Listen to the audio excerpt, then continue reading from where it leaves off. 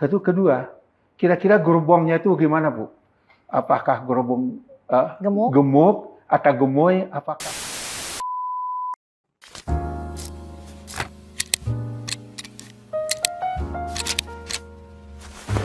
Kursi panas menuju perebutan Ketua Kadin DKI Jakarta 2024-2029. salam aspektif, Bu? Salam aspektif, Pak Nasfi. Ya. Sukses selalu aspektif. Amin. Semoga begitu juga, Ibu. Kita mulai, Bu, bicara. Saya dengar, tidak dengar, udah nyata bahwa Ibu ingin maju kedua kalinya di Kadin ini. Saya dengar pengalaman 5 tahun kemarin apa yang Ibu dapat, plus bagaimana konsep Ibu untuk program ke depan, 100 hari yang ke depan. Supaya ini juga akan menjadi pandangan bagi orang luar, akan melihat konsep Ibu, programnya Ibu untuk 100 hari ke depan. Mungkin itu, maaf. Iya, Pak Nasfi, terima kasih. Tentu saya butuh doa restu dan dukungan dari aspektif. Dan hal ini ketua umumnya adalah Pak Nasfi. Nah, jadi harapan saya Pak Nasfi pasti bisa mendukung sebagai ketua umum. Saya punya program Pak Nasfi untuk 100 hari ke depan. Kemarin kita 5 tahun pertama itu terjadi COVID, Pak. Ya. 2,5 tahun. Kemudian kepengurusan di Pemprov sendiri itu terjadi 2 kepemimpinan. 2019 sampai 2022-nya kami bersama dengan Gubernur Anies Baswedan. Yang 2022 sampai dengan 2024 saat ini itu bersama Pak PJ Gubernur. Artinya ini kalau saya melihat kita sampaikan bahwa ini internal dengan eksternal. Internalnya kami di Kadin karena dengan COVID-19 berarti kami tidak bisa maksimal atau optimal dalam kerja. Kemudian yang sekarang dengan kemitraan pemerintah juga merasa bahwa tidak optimal karena 2 kepemimpinan ini pasti kami belum begitu mengenal lebih dekat dengan pimpinan di Pemprov. Tapi alhamdulillahnya Pak Nasfi, kami tetap bekerja untuk itu dan kami anggap bahwa kami baru bisa sebagai fundamental saja saat ini.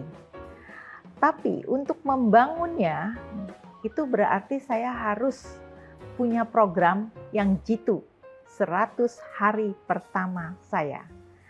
Kalau teman-teman ingin tahu, nanti ikuti saya di IG saya maupun di Facebook saya. Terima kasih.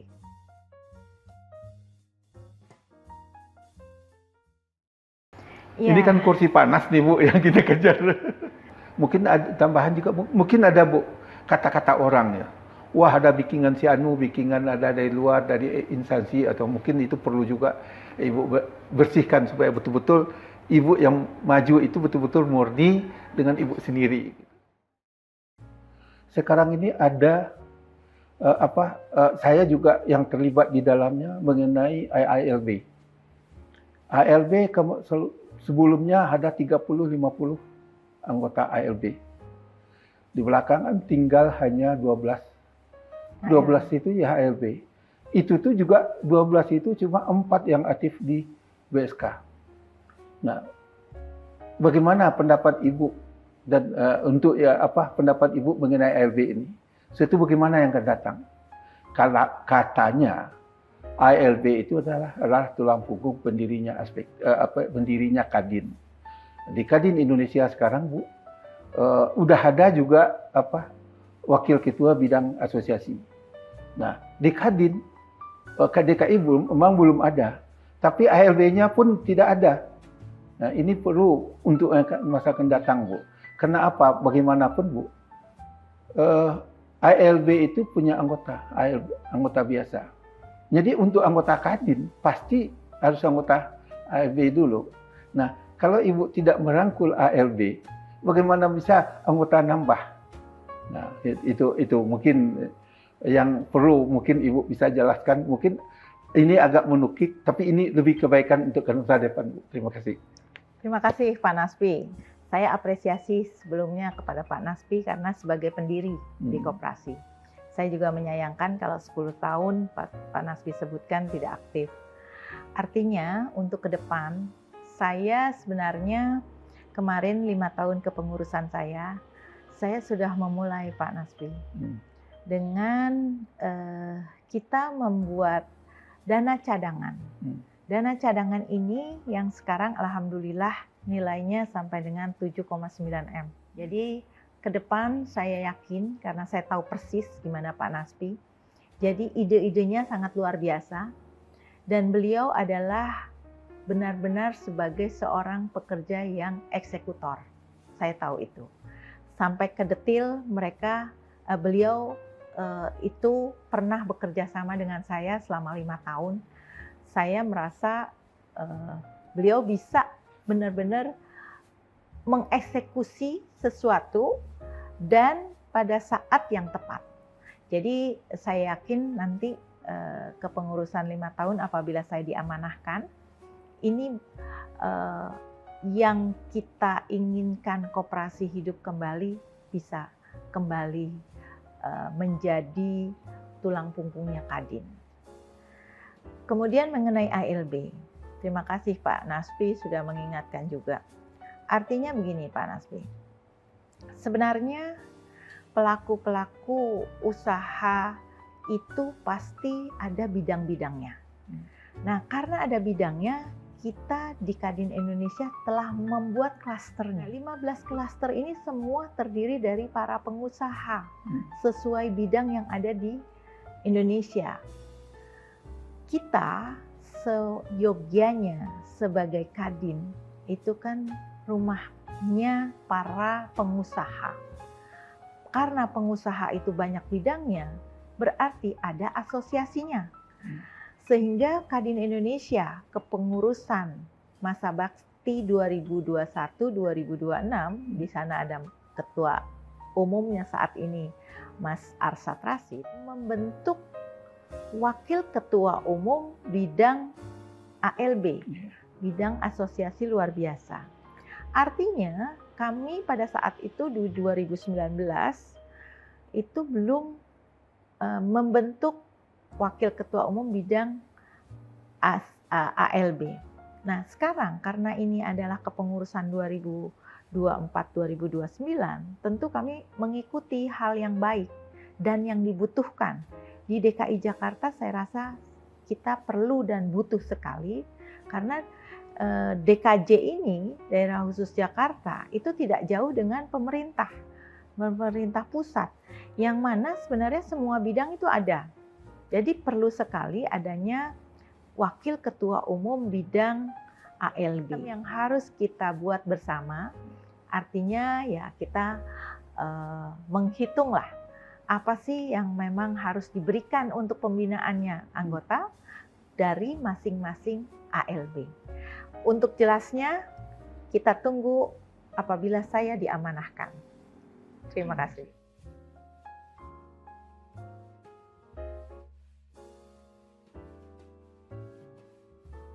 Kira-kira gerbongnya itu gimana Bu?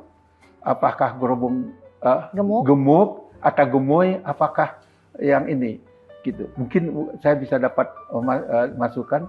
Kira-kira apa arahan Ibu untuk gerbong yang akan datang nih, supaya betul-betul program itu berjalan efektif.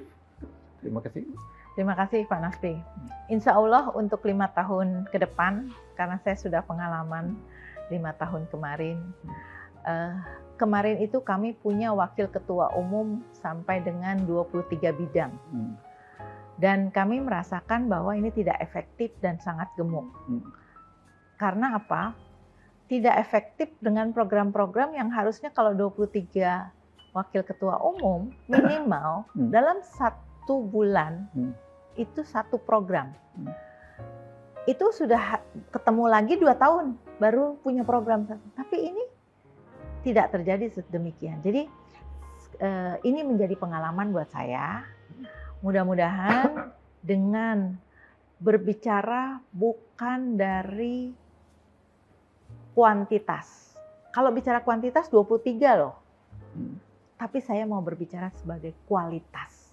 Jadi harapannya bukan dinilai dari jumlah banyak wakil ketua umum atau bidang-bidangnya, tapi bagaimana dengan kabinet yang ada harus berkualitas. Berkualitas tentunya banyak hal. Semua unsur yang harus kita nilai.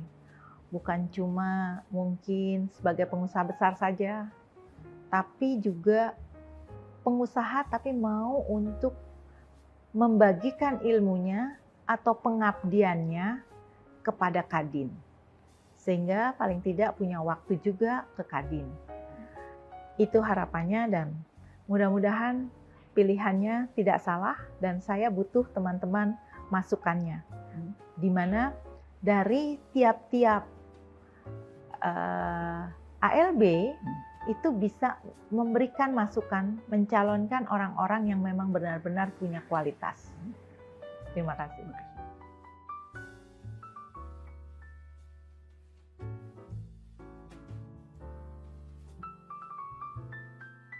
Sekarang Ibu mau mencalonkan ketua Kadin. Tentu ada saingan. Ya kan, Bu? Nah, bagaimana Ibu mengatasi saingan dan bagaimana mendekrut untuk mendapatkan suara plus bagaimana menghadapi lawan ini. Kalau nggak salah tadinya lawan 4, tinggal sekarang 2 ya, Bu ya. Saya belum ya. Bagaimana ininya? Mungkin boleh dibocorin sedikit, Bu. Ya, Pak Nasfi, terima kasih. Kita tahu kan bahwa negara kita negara demokrasi. Ya. Jadi kalau misalkan ada kompetitor dalam berkonstelasi, itu saya rasa lebih baik. Ya. Nah sekarang kemarin sebenarnya 4 yang menjadi bakal calon mengambil formulir. Sekarang tinggal tersisa 2. Ya. Harapannya adalah kita sama-sama bersaing sehat. Dan bersaing sehat itu tidak harus black campaign.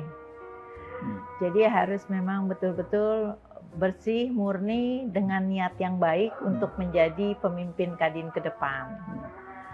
Nah, kalau sudah demikian, saya yakin backingan yang paling terbesar adalah hanya Allah Subhanahu wa Ta'ala. Kemudian kita harus tahu, kita ini bertanding pasti ada yang menang, ada yang kalah. Yang paling harus kita ingat bahwa ini tidak bisa dipungkiri. Menang semua orang pasti merasa menang dan ingin menang. Tapi ini ada yang kalah. Nah, kita harus sudah siap untuk itu. Menang dan kalah, persahabatan terus harus terjaga. Dan menang atau kalah, semuanya adalah amanah dari Allah Subhanahu wa Ta'ala. Jadi apapun hasilnya harus bisa sama-sama menerima. Ada rencana mau merangkul. Yang kalah ya kalau modelnya ini semua kalau kita ada presiden kemarin ini ingin merangkul untuk bekerja sama semua gitu. Belum ada. Kalau saya karena sudah pernah 5 tahun menjabat sebagai ketua umum Kadin, beda. Kalau pemerintah pasti memang ada berbicara bertanding untuk bersanding. Kemudian juga ada koalisi karena partai-partai yang mengusung calon-calon. Kalau ini kan bukan. Ini kita harus menyesuaikan dengan kondisi yang ada. Jadi tadi Pak Nasfi juga sampaikan kabinet. Kabinet di Kadin ke depan bukan lagi kabinet yang gemuk. Sehingga nanti kita harus punya program kerja yang betul-betul memang dilaksanakan. Nah, siapa yang akan mengisi kabinet tersebut untuk melaksanakan program kerja? Ya pasti adalah orang-orang yang memang betul-betul mampu dan mau untuk mengabdikan diri di Kadin untuk melaksanakan program kerja yang bermanfaat untuk anggota.